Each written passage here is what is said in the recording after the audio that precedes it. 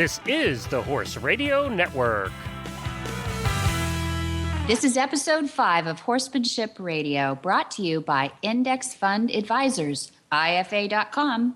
Horsemanship Radio is part of the family of the Horse Radio Network.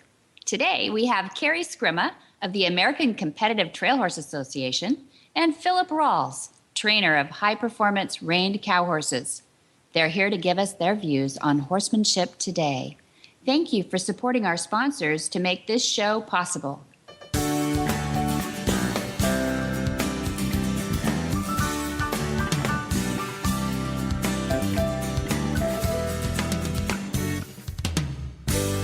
This is Debbie Laux, and you're listening to Horsemanship Radio. Welcome back, everybody. Horsemanship Radio airs on the 15th and the 30th of the month. I have my producer, Glenn the Geek, here. Hey, how's everybody? Good. He's here to tell us more details about the network. Hi, Glenn. Can you tell us all the ways that the listeners can find the shows? Yep, and if you're new to listening to Horsemanship Radio, this will help you out. The best way to listen is through our app, either in the iOS or Android App Store. Just search for Horse Radio Network, and you'll find all 11 of our shows there. You can either stream them right through your phone or download them and listen to them later. It's so simple and easy. It's the best way to do it. Or you can go to horsemanshipradio.com or horseradionetwork.com, and you can catch all the past episodes. Actually, we just went over on Horse Radio Network, we just went over 3,200 episodes that we've had over the past 5 years. Wow, so that's amazing. And you have 5 of those. Yeah. We're gaining on you. That's right. You're catching up. Hey, it's holiday season, and you have all your shopping done. Did you buy Monty anything yet? No. Not yet. We're headed to Brazil on Tuesday, though. So, maybe I can get him something exotic while down there. Yeah. What do you get Monty Roberts for Christmas? That's a good question. I was going to ask you that. Yeah. Yeah. We ask each other that, the whole family does that. We don't have any little teeny ones running around anymore. So. I'm not really a stuff person, and I got to imagine that Monty isn't either. He doesn't seem like a stuff guy to me. He could care less, probably. No, could care less. Yeah. He does like that store as seen on TV, though. He's really funny about Really? That. That I wouldn't have guessed. No, you wouldn't have guessed that. But you know what he does is he goes in there and buys goofy gifts for everybody. That's what's fun about it. Like those hoses that shrink up into 6 inches long, and they're, he loves that stuff. But that's the only shopping he does that I'm aware of. Who gets him to go clothes shopping? No. Doesn't happen. In fact, as his he's got a uniform. Everybody knows his blue shirts and his red tie. Yeah. And the only thing that's the same all the time is his bolo, But the jeans, my mom literally takes them and runs dye through the washer again just to keep them all crisp because he hates buying new clothes. So she keeps them crisp and colorful by dyeing them. That's a secret right there. Oh, my gosh. That's funny. Well, what's coming up on today's show? I'm so excited. We've got Carrie Scrima from ACTHA, the American Competitive Trail Horse Association, and she has a long and varied career, all the way from East Coast English riding girl to a founder of really what is known in the Western world as a CTC, a Competitive Trail Association now, which is really, it's got a Western hat pretty much as its look. So she's really has a varied career that way and has changed hats many times, but really knows horsemanship down to the ground. I think you're going to love hearing from her. And then we've got a very young guy. He's about 30 now. His name is Philip Rawls. We'll find out from him how old he is, because I'm going to ask him. And he has, the interesting thing about horse trainers is it's interesting to say he's young when they're 30 years old, but a lot of these guys, they started when they weren't even double digits. So they literally have decades of work under their belts when I say young these days. And he is changing the face of training in the reining world for the better, I think. We'll hear more about Carrie Scrima after this from Index Fund Advisors, matching people with portfolios. Hi, I'm Mark Hebner, president of Index Fund Advisors and proud owner of Monty Roberts' Willing Partners graduate, He's a Sugar Bear. You know, investment portfolios are a lot like horses. You need to find one that best suits you, your temperament, and your stage of life. Some people might like an energetic horse and an aggressive investment portfolio, while others are more comfortable with a gentle ride and a more conservative investment portfolio. The trick is to find the one that's right for you. That's what Index Fund Advisors is all about, matching people with portfolios, risk-appropriate, low-cost, and globally diversified investment portfolios. You can find the right portfolio for you by taking the Risk Capacity Survey at IFA.com. That's IFA as in Index Fund Advisors. Or you can call us toll-free at 888-643-3133. That's 888-643-3133. Now we have Carrie Scrima, the founder of ACTHA, the American Competitive Trail Horse Association. Welcome, Carrie Scrima. Well, thank you, Debbie. I'm delighted to be here and be talking with you today. We're honored to have you on. You have such a long and varied career with horses, and I just love your upbringing. But I especially love your heart that you have for horses and the reasons that you continue. When you could be riding into the sunset with your wonderful husband, Tom, you guys are at harder. I think you're working harder than you've ever worked in your life. Am I right? That is absolutely true. I kind of thought we'd be, in rocking chairs on the back porch by now, but that's true. We are working harder and longer hours than we've ever worked before. But, again, it's a labor of love, and it's a passion. And, when you have a job kind of like that, it doesn't really feel like work. I mean, there are times when it does, but every day I am happy to get up in the morning, and that's I think that's the most important thing. That's the sign that it's really not a job, it's your passion. For those people who are listening that don't know much about the American Competitive Trail Horse Association, we have a link to your website in the show notes, and we're happy to share that with them and be the first to tell them about it. But tell us a little bit about what your goal was in the 6 miles and 6 obstacles idea behind American Competitive Trail Horse. Well, my career with horses, my love of horses, I guess I'm going to kind of start with that because, I think in my bio it does say I grew up in New York City, which is not the place most horse people come from. Yeah, that's true. Kentucky, yeah, Montana. Texas. I grew up in New York City, and when I said to my parents I wanted to ride a horse, they said, "Why don't you take a cab like everybody else?" So it was somewhat unusual, but I think for a lot of people, the love of horses is born in them. It's just born there. My parents had no idea where this child came from, whose family did this child really belong to.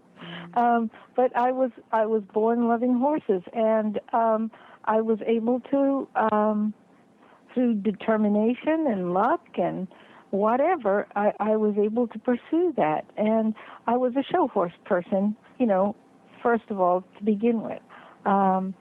But I always did enjoy just riding out on a horse, just riding cross country. Good old trail horse, yeah. What makes a great trail horse? We'd love to know that from Carrie Scrima. Well, it's kind of interesting. I think any horse can be a great trail horse. First of all, it was God's intention. I believe for a horse, they are a roaming creature. Mm-hmm. They love it. They enjoy it. It's natural to them. So, one of the things with ACTHA, as we started talking about, is that you don't have to buy a particularly specially bred horse. This isn't like cutting or racing or mm-hmm. jumping where, a bloodline would matter. Any horse is really fairly well adapted for the trail. What makes a great trail horse? It's the same thing that makes a great any horse. It's an attitude. It's a willingness. It's a partnership, and it comes from the heart of the horse, as much as anything else or any physical attribute that the horse would have. Yes, we want athleticism. Yes, we want balance. Yes, we want bravery. Those are things you want in a horse. But again, it's that willingness to be a partner and to help the human along. It's their feet that are touching the ground. So just about more than any other sport, this horse and this rider have to communicate beautifully. Because let's face it, you're not in the safety of an arena. Right. You're out on trail where anything could happen and probably will. Yeah. How do you anticipate that? How do you do that when you're at home and you're getting ready? You're going to leave for an ACTHA ride in a couple of weeks, and you're trying to get all those conditions and conditioning. How do you prepare for that? Well, I think it's a matter of really riding your horse, becoming a partner with your horse. It comes from shared experiences, and of course, lessons are helpful. Being a good horseman is an important part. Having a good seat, having good hands, and being very well balanced. We have to remember that a trail horse is not working in a prepared arena. When you ride a horse in an arena that has been watered and raked and everything, right. This horse isn't going to step in a hole. He's not going to be on rocks. He's not going to end up in a bog. You've got prepared footing. But on trail, the balance of the horse and the balance of a rider is critical. It can be critical. It could be life-threatening for a horse to, and a rider to be balanced. So I would say that it's very important for riders to understand that, trail riding in a way is its own sport. It's not just something that you do, and it's a wonderful way to refresh your, arena performance horse. I have never seen a sour trail horse. I've seen a lot of sour arena horses.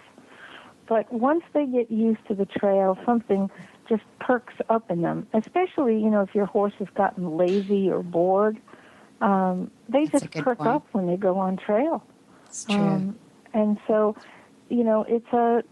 it's a wonderful thing. It refreshes their mind. It keeps their muscles strong.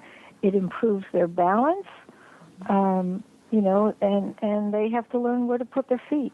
But it's also important, very important, for the rider to stay balanced, to understand that, in this sport, we ride basically in the middle of the saddle, not, up forward where, like if you were riding a jumper or a hunter, you might be, or, back further, where, if you were doing another sport, cutting or something, you might be sitting back a little bit further. But this is a sport where we try to stay balanced, and by that I mean that the rider sits in the middle of the saddle, and their feet, they're so to speak, their head and their heels, are still in a straight line. The hips, the shoulder, the heel, your ears are in a straight line, because this horse has to balance himself on uneven terrain. So it's important for you, as the rider, to aid him in every way possible to stay balanced and to stay quiet. So a good seat is very important. Yeah. Soft hands, wet saddle blankets. So I'm hearing lots of practice and letting your horse do his conditioning and his discipline from the trail, from the natural habitat itself. Is that right? Absolutely. And what people, often, in the show ring, with the different breeds of horses, but the riders are doing a lot more manipulating of the horse, as we're on trail. this horse needs a soft contact, a soft rein, because he needs his head and neck to be balanced. He also needs his head and neck for eyesight. And, this is your partner. It's his feet touching the ground. He's going to tell you if it's unsafe, or, something like that. That's what you're counting on him to do. A trail rider needs to look up and forward, up between the horse's ears. You don't want to get knocked off by some tree limb. Right. You need to be looking where you're going and what's up on trail ahead of you. But the horse needs to look at the ground. So he needs to know where to place his feet. So, more on trail, I would say, than, some other places, certainly in an arena. But you want to allow the horse, the movement of his head and neck, so that he can adjust his eyesight, because they don't focus. I'm sure you know that. They don't focus quite the same way that we do. Yeah, that's a good point about their eyes. Yeah. Explain a little bit about that. Maybe people don't realize that. Well, when a horse raises his head, that's the position where he sees distance. We've all seen our horses out in the pasture, and all of a sudden they throw their head up and look, because they think they've heard a sound or a predator or somewhere. We've all seen those horses do that, and that's because to see distance, they raise their head. But when they need to see the ground beneath them when they're walking along, you want their head in a lower position. And because trail riding is longer, you're not on the horse for just 2 minutes, going around in an arena. You're on the horse for several hours, very often. You're not going to ride in the same kind of collected frame that you would be possibly in an arena riding. No one rides around, in complete collection for 2 hours. You'd be exhausted, and so would the horse. Yeah. So it's a much more relaxed thing, but it has a purpose, and that is that this horse be allowed the movement of his head and neck and not be manipulated, so to speak, by the rider. There are times when, you would want to collect your horse, when you're called on to do an obstacle. But this is, I think one of the things that's so nice about ACTHA and the trail riding is that, very often trail riders don't pay attention to their horses. Yeah. They're talking to their friends. Yeah.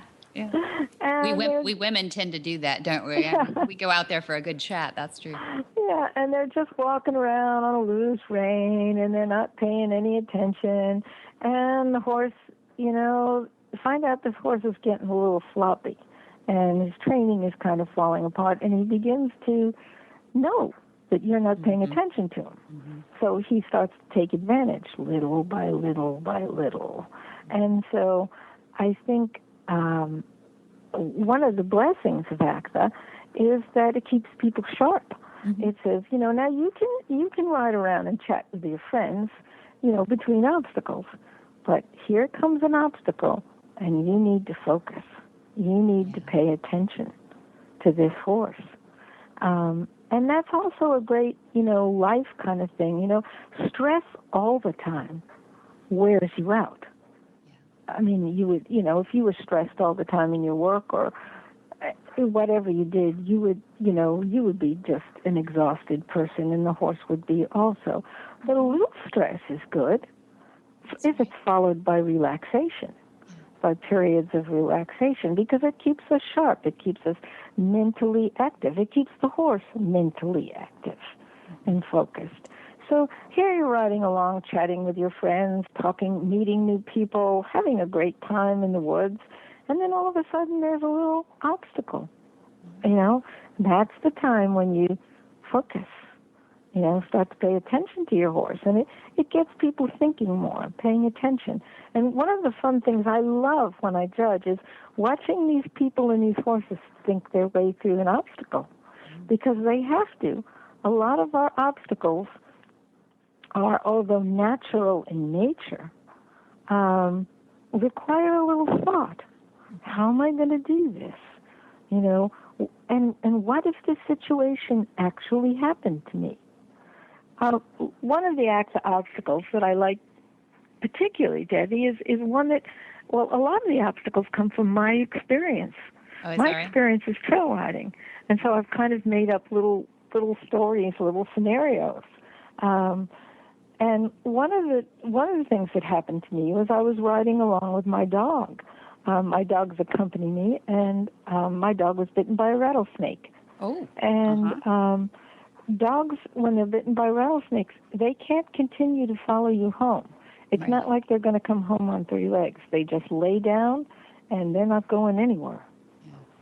Yeah. And so I had to pick up my dog and put him on the front of my horse. Mm-hmm. And the horse had never done this before. Oh, new obstacle. Yeah. How big is your dog? Big dog. So I had to lift up my dog, put him on the front of my saddle, and then I had to remount, kind of holding the dog in place because he was like, uh-oh. So it became an obstacle. That's a mounting block lesson and a baggage lesson. Is that right? Right. And so, in essence, we don't use a real dog. We use a stuffed toy. Uh-huh. But again, people have to think about how would they go about doing this? How do you put, and this could happen. So there are a lot of really fun kind of obstacles that have come from our experiences.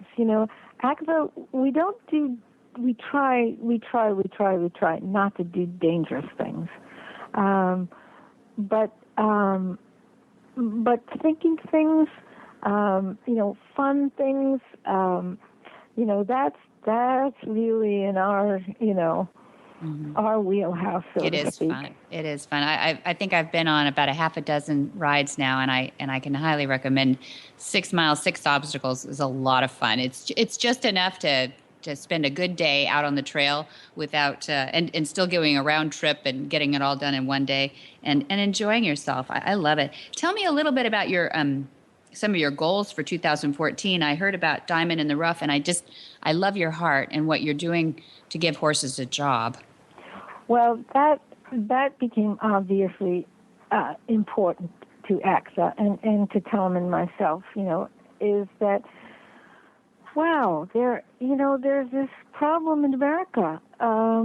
We have unwanted horses, or, we're not taking a political stance on slaughter or anything else. We're just saying, this is a problem. Where is the solution? And we want to be part of the solution. Now, as I said before, any breed of horse can be a trail horse. And so there are so many able-bodied horses that are retiring from some career, such as racing or something like that, that do make great trail horses. This is a job for them. The problem is unemployment. Yeah. The problem is the horses need a job. That's right. And ACTHA is a job that any horse can be good at. And the riders can learn to enjoy, and the horse can learn to enjoy it. It's very natural to a horse. Mm-hmm. So it's not really very hard to teach them to become good trail horses. It's got a lot to do with experience and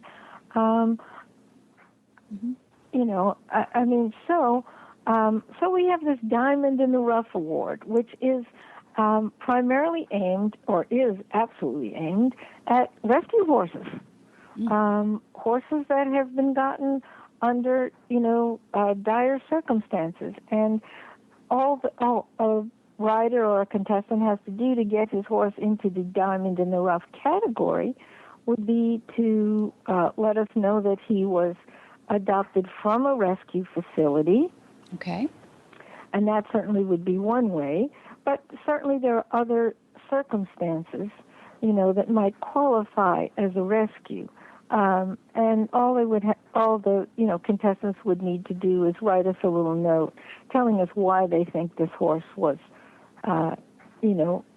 was a rescue or should be in the rescue category. And we would review that, and if we felt that the same way they did, then he would be eligible for a Diamond in the Rough award. I see. So it could be a neglect issue. They've taken a horse on that was in a situation that could be life-threatening.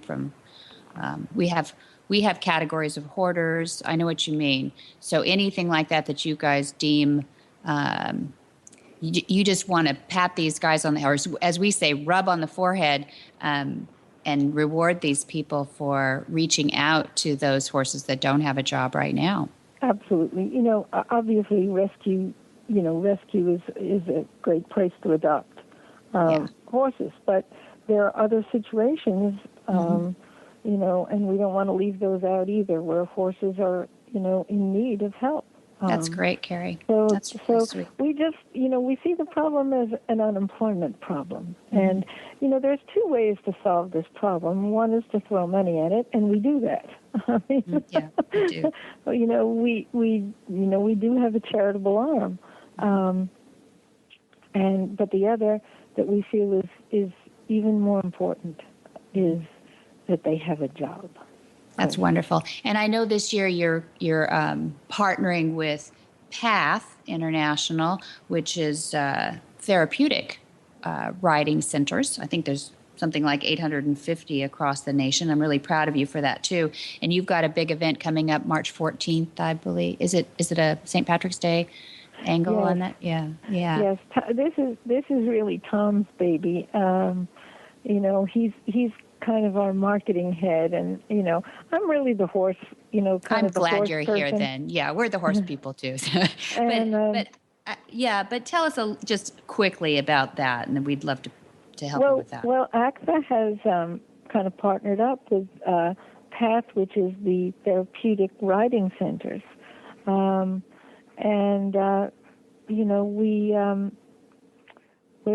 running. In essence, ACTHA is a way to for the ride host to raise money. So this is a way for PATH to raise money for PATH. We're kind of hoping that this really takes off, and all these centers, have rides, and it becomes a movement. And we're thinking big. We're hoping to raise $1 million for PATH. Good girl. That's awesome. But this is to help. I think it's been recognized, certainly, more in recent years, how much horses and humans have in common, and how much the movement of a horse can aid a human physically and psychologically, both ways. Riding on a horse, has always made me feel good, but then I've heard scientific evidence of why it makes you feel good. That's right. That's right. And they're starting to figure it out, aren't they? That we knew it all along. Yeah. I think for the children who have handicaps, this is wonderful to pair them up, with horses and people who understand horses. And understand, the handicaps, and that's the role of the PATH Center. Well, I love that you've partnered with them to put money where a good cause should be, and that brings in horses and jobs. So it covers that unemployment figure, and it also brings people together in a really healthy choice, a great recreation and a great therapy. Yeah. It is. It's great for the kids. It's great for the horses. It's great for the parents of these children. And so we are delighted. That's wonderful. Wonderful, Carrie and Tom. Well, thank you so much. We would love to have you back again, Carrie, and have us learn maybe a tip, a favorite tip or a favorite thing from you. So if you don't mind, I'm going to ask you back, and we'll listen from the very best. Carrie Scrima of ACTHA, thank you for joining us. Thank you. Bye-bye. Bye. Philip Rawls was born in Ojai, California, raised around horses and brought up in the horse show industry. Philip's dad, Ron Rawls, is also a renowned trainer, and Philip began showing when he was only 11 years old. He began his own training business when he was 20 years old, and he's gone on to win multiple championships in the show ring. We will welcome Philip Rawls right after this commercial. Hi, I'm Monty Roberts, and I know that I'm transforming the lives of horses globally. You can learn to do it too on my Equus Online University. There's a new lesson on there each week, all the way from join up to advanced. Watch world's champions give their lessons. Join at montyroberts.com. Go to my Equus Online University. You can transform your horse too. Welcome, Philip Rawls. Happy to have you on the show. Oh, thank you very much. Well, we're really excited. I mean, everybody's listening to your accomplishments and where you've come from at such a young age. And I know that there's probably people that would love to hear how you did it, the secrets of how you started. I imagine it's something a little bit like this. You work really hard, you grind like crazy, and you get somewhere. Yeah, absolutely. I mean, I think that's kind of the recipe for having any success in anything that you do. I think having some great opportunities and being able to capitalize on them and give yourself the best opportunity that you can with the hard work and the horsepower and the people behind you. Certainly makes or breaks. All that hard work. Yeah, that's just like a successories poster or something, right? It's all those things. But I know you started at a really young age around horses. You always are around horses, right? Yeah, my dad trained horses, and so I grew up in a horse training family. So I was always brought up from the get-go, learning good horsemanship skills and the philosophies and hard work that it takes to to put your mind in the right spot and your work ethic and be able to hopefully take it to the next level. Mm-hmm. You've done that. You've accomplished a lot, and I don't think it was in probably the most conventional way, because I've watched you out in the arena taking your time with horses and letting them find themselves. I listen to you give lessons or work with somebody on a horse, and I hear words like, try to find something that he can do well. Let him find himself. Show him the easy road. Tell me about that. Tell me about your horsemanship behind how you create those champions. I think, a big part of that influence comes from, having the opportunity to spend time, around, Monty, who I, got a chance to ride with quite a bit. My dad, obviously, who kind of started his training career under Monty, and so, a lot of the philosophies and ideas around, around my training style and program has developed from that thought process of trying to take a horse and get his potential of whatever that level is going to be. Hopefully that horse reaches his potential. As a horse trainer, I mean that's your goal, is to bring out that horse's ability and potential. And I had the fortune of being able to ride with Harold Farron also. And he was an extremely extremely well-rounded horseman also from all different walks of life, from dressage horses to circus horses to, I mean, he trained everything.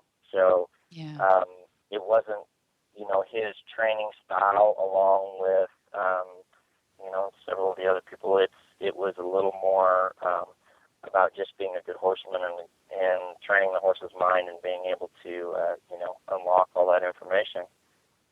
That's great. Yeah, that's great. I'd love to hear the philosophies of some of these people that have been around a long time, and I'm so glad that they mentored you. It's nice that they're sharing some of that thing. Would you, I know that it's so important where you get a horse. Would you rather have a blank slate when you get your horse in to train, or would you rather have some miles on him and then you polish him? Tell me about how you receive a horse to go into training. I've done it both ways. I've had some horses come to me late in their, in their training career, where we have, 4 or 5 months before the futurities, and I feel like that is kind of a totally different training style, because you really don't know necessarily what they've been shown and what they haven't been shown, and exactly what kind of training method that they've explored with them. So I feel like it's kind of a Rubik's Cube when you get a horse late like that, and you are constantly evaluating the situation and trying to see, okay, well, I have this amount of time. Do I have enough time to start over and try to retrain this, this particular maneuver, or do I need to just take him for what he is and just try to clean it up and polish it and go? And mentally, if they're the type of horse that can handle a program being, a little bit different than what they've been used to, it'll work out. Okay. I always prefer to kind of have a horse fresh. If I can get him from the start, I really feel like I'm just more comfortable through the whole process, all the way through their training and showing career, because I know what's going on, and I know their tendencies. I know their insecurities. I know their strong points. I feel like I understand them and have a, and just have a good relationship with them. Sometimes when you get them late, you're not even sure really, what direction to go, other than just starting to do the maneuvers and, and hopefully it's as polished as you want. Mm-hmm. Yeah, I think I've heard you say that it's important, those first rides, that just how important those first rides are, those patterns that you establish first. Absolutely. I mean, I feel like that relationship that you start with them on the ground from the get-go, the first 2 weeks of groundwork on a young horse are crucial, and the first 90 days will be with him the rest of his life. And so depending on how that goes, you could take a great horse and stub your toe once or twice in the first 90 days, and he might not ever forgive you. Or if it goes right, you might take a good horse and make a great horse because he's mentally strong and he understands what his job is and his program and his willingness to do what you ask him to do. It makes a big difference in the long haul when you're talking about hopefully having a horse for 3 or 4 years of showing. Good. Yeah. So you're looking for longevity. You're looking for a relationship with that horse for a career. Yeah, absolutely. I mean, and that for me has been, has been something that I've really worked hard to do. Is I'm looking to have horses that I don't want to turn new horses over every year. I want to try to start with them and hopefully see them through their whole career. Whatever that might be. And some horses, they reach a certain point and they're outstanding individuals and they can go on and show and keep up with the pace, which is great. I mean, there's some horses that that might not be in the cards for them, but at least you can have an impact on that horse and maybe where he goes or what kind of the rest of his life could be.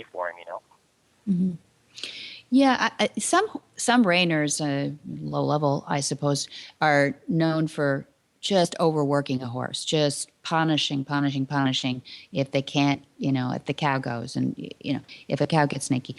So, but I've seen you back off a horse, try to find, like we said earlier, where he can excel, where he can find his confidence. Is confidence probably one of the most important things in a horse? Like that sounds obvious, but Yeah, it really is because, I feel like, first and foremost, they need to understand what their job is. It doesn't mean that they can do the job at the level you're hoping they can do it at, but they need to understand what their job is. okay. Whatever that is, and especially like showing a rein cow horse, where they have to do 3 different events. It's not every horse is going to be super strong in all 3 events. They'll have their strong points, or they might be really good in the cutting, or a little weak in the reining and good down the fence, or vice versa. There might be a great reining horse, great fence horse, and be average in the herd. So you have to really try to play to your horse's strengths, and so and a horse being confident is absolutely the most important part of that. If he's confident in his job and knows he can do his job consistently, that's about as good as it gets. Because that horse is going to take that information, and when things get tough and you need him and you need to call on him a little bit extra maybe than you normally would at home, he's going to offer, and he's going to try for you right there, because that's the difference between winning and maybe being at the bottom of the finals. Great. Yeah. So don't be so rough with your horse. Give him some confidence. And what do you do? What are the consequences out there for him? If a horse makes a mistake, what do you ask him to do? Well, obviously it really depends on that horse's mental state and why he made a mistake. Did he make a mistake because maybe he got a little out of balance and it was an accident? Or did he make a conscious decision not to do what you're asking him to do? I feel like that's a big difference, and it can look the same, but the mental thought behind it is crucial, because if he made a decision not to do it, he just said, and I'm not going to go to the right or put the cow or whatever it's going to be. Well, then he might have to stop and turn around a few extra times and do some extra work, and or if he lets that cow go, he might have to go gather him up. He might have to run a little farther, a little faster until he gathers him back up and gets back in control of the situation. So you put him to work. Yeah, you want to make them feel like they're in control, whichever direction, whatever choice they make, it was their choice. So if he chooses to let that cow go, well, then he might have to run around the arena a little bit more. He's probably going to have to do a little extra work until he gets back into position. But if it was, most of the time in a situation like that, I'll usually give him the benefit of the doubt the first time. The second time they do it, if they do it the same way, then I'm going, okay, well, we might have an issue here. The third time he does it, you're going, okay, well, now he's going to have to work, because as big athletes as we ask them to be and what we ask them to do, if they're going to get a little out of balance, or they're going to mistime something, or they're going to have issues just like anybody else. Right. You know what this reminds me of a lot, Philip? It reminds me of growing up at Flagstaff Farms. If we did something wrong, I know you live there. If we did something wrong, we went to work, didn't we? And we knew the contract. So it sounds like the training methods were a little bit similar. Do you think he treated us like horses? I'm hearing this. I think the philosophy all the way around, I think it works on anything. Very good. I think there's, it doesn't really matter. It doesn't really matter whether it's my cow dogs or my horses or people or whoever. I think that in general, everybody, we all have a choice, and I think if you have the tools to do it, you can make the choice one way or the other. And horses are extremely smart, so they don't want to do extra work if they don't have to. If they can learn that if they execute it properly, and they try for you and put a little effort into it, their job's done. Well, then pretty quick they start looking for that reward, that little pat on the neck, the little, you can sit here and catch your air for a little bit, and you're doing good. That's what I wanted. I feel like those horses having the opportunity to get rewarded, even though it's work related, it's still a reward. When they accomplish something, or they stop that cow the way you want them to, or they hold that stop the way you want them to, any little reward right there, they pick up on it. So I think that's something that's really important. Good. Well, it's working for you. So you have accomplished a lot at this point, but are there still goals that you have, things that you want to accomplish? Oh, absolutely. I mean, the list is endless. I think that obviously winning this National Good Fraternity is the highest priority. I feel like that's a major goal that I would love to achieve. That and winning the world's greatest horseman. Those are my two. Those are my two majors. I've had success at the doing the derbies, and I've made the derby finals. I've made the fraternity finals 5 or 6 times now, and made the finals at World's Greatest, and Mag 7 and a few of those others. Which have all been very exciting and fun, and loved every minute of it. But obviously that golden egg is the fraternity for me. And I've grown up watching it with my dad showing there, and all of my friends and fellow competitors, and that's what we're all after. Having that horse, and that all the stars align on the right day, and everything come together. Yeah, how fun. Well, you did well this year. So you were 2 in the top 25, and you were 15th on Black Design, Monty and Pat's horse, and you were 20th on Jackie Sparkle. Yeah, is that right? I had, it was a good fraternity. Both of my horses there this year were, I had a good runs in the prelims, nice solid runs all the way through the deal. I had a couple little things in the finals that I wish I could have had back, but when you're going that hard at it, it's kind of one of those deals. It's either going to come together or it's not. And if you stub your toe, it's not all going to come together. But overall, my horses showed really well, and I was very happy with them. There you go, and that's Monty's horse. So pretty exciting there. And then his half brother is Blackie, or Black Design, who you took 15th. And I'm really excited about how you're doing, and we're going to follow you, Philip, and see how your career unfolds, because you got great big things coming, I know. And we'd love to have you back on. We would love to record a tip from you, because I know people probably ask you all the time, what's your secret, what you got going, what's your favorite thing to tell people about your training methods. So we'd love to have you back if you'll come. Yeah, absolutely. I've enjoyed it. Thank you. Well, now it is that time of the show where we do the Horsemanship mailbag, where Debbie shares all her deep, dark secrets. And we have a listener question.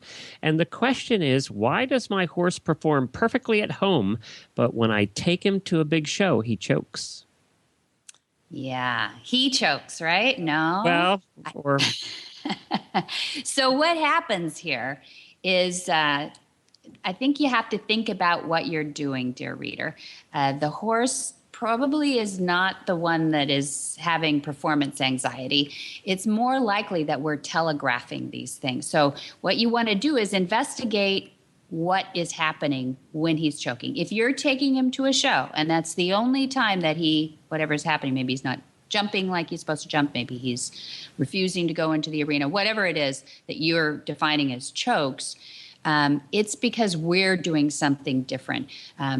Choking's reserved for human beings with performance anxiety, okay? It's not within the makeup of a horse to view any special occasion as more important than another. And they just don't perform badly because they're nervous.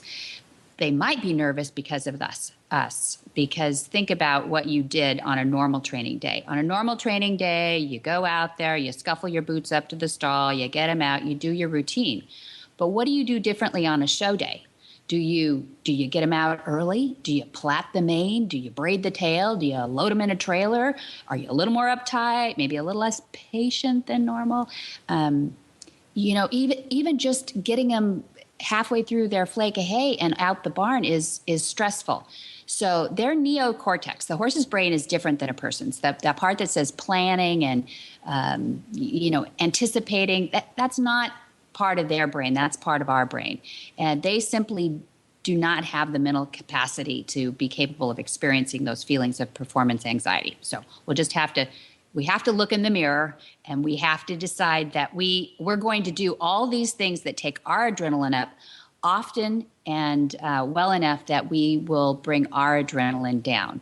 So if it just means going to a show and not getting in the arena, do that. If you get up early, put them in the trailer, plait the mane, put a saddle on that you don't, normally have all polished and smelling like. Think about their senses. Their senses are acute to what we are doing. That's their preservation method. They feel our anxiety. They feel the difference in the routine. That's my answer for Horsemanship Mailbag today. And I think, too, if I can just add to that a little bit, as we've learned, it a lot of times does come back to the rider. One of the best suggestions I ever heard about that was from Daniel Stewart, who talks about, he actually has been a U.S. team coach in the mental side of things. And one of the things he says, and he says this in every clinic he does on the mental side of riding, is that every rider going into a warm-up ring should have a song. They should have their song that calms them and calms their horse. And he wants you to sing that song. And it was just, and we've had so many, we've had so many people that have used it, and riders that have used it, and it works. It really does work, because when you're singing, your stress level just goes immediately down.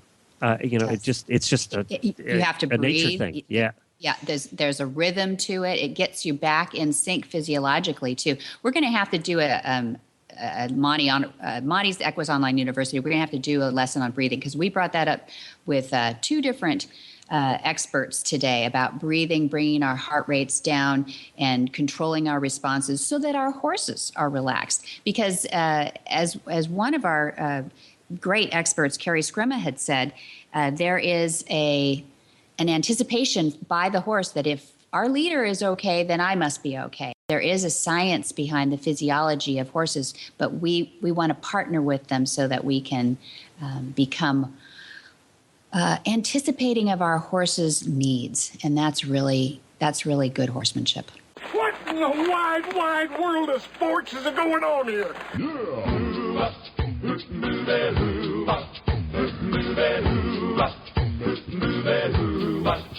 Where in the world is Monty Roberts? Monty's looking forward to meeting some new friends, two-legged and four-legged, in November 30 and December 1. It's horse training workshop in Brazil. It's just outside of Sao Paulo. And also December 7 and 8, a horse training workshop outside of Sao Paulo with Monty in Brazil. January 25 and 26, we have a Saturday night evening, a night of inspiration with Monty Roberts at Flag Gazette Farms in Solvang, California, at Monty and Pat's home. And on the next day, January 26th, we have a Life Lessons. It's a personal development workshop at Flag Gazette Farms based on the lessons learned from his autobiography. It's 58 weeks on the New York Times bestsellers list, and it's called The Man Who Listens to Horses. So you can find more at montyroberts.com or by calling 805-688-6288 in California. So it looks like by the schedule, you're going to let him have some time off the beginning of January and actually spend some time at home in California? He is. He's going to be at home in California, but he doesn't let grass grow under his feet. It's not really time off. It's just... No, he doesn't tie a line to his toe and go fishing or anything like that. No surfing? He gave up surfing a long time ago? He does ride, though. He'll be happy to be back on his horse, nice chrome, and overseeing the willing partners' horses, and just seeing all the babies. The babies will start coming in January. I just love that time of year. In California, the weather is pretty mild. Maybe not as mild as Florida with you, Glenn, but it is mild and nice there. So there'll be a lot of things to enjoy. And he'll be filming some of the Equus Online University lessons. We've got scripts piled up for him. And we also have one thing that's not mentioned in there is Horsens and Soldiers. We'll have a clinic in December for our veterans with PTSD, or PTSI as he calls it. It's not post-traumatic stress disorder. He thinks it's an injury. So we call it PTSI. Very good. Well, for details about today's show, you can go to horsemanshipradio.com, where you can find the links, photos, and more information about all of the guests. If you've forgotten, who was on the show or their website, that's the easiest resource to find, is just go to horsemanshipradio.com. And as always, we love your feedback. Please follow us on Facebook. It's facebook.com/Monty Roberts, and Twitter at twitter.com/Monty_Roberts. Very good. And many thanks to our sponsors, Index Fund Advisors and Equus Online University. And be sure to visit all of the other great shows on Horse Radio Network at www.horseradionetwork.com. Until next time, have many happy horse hours.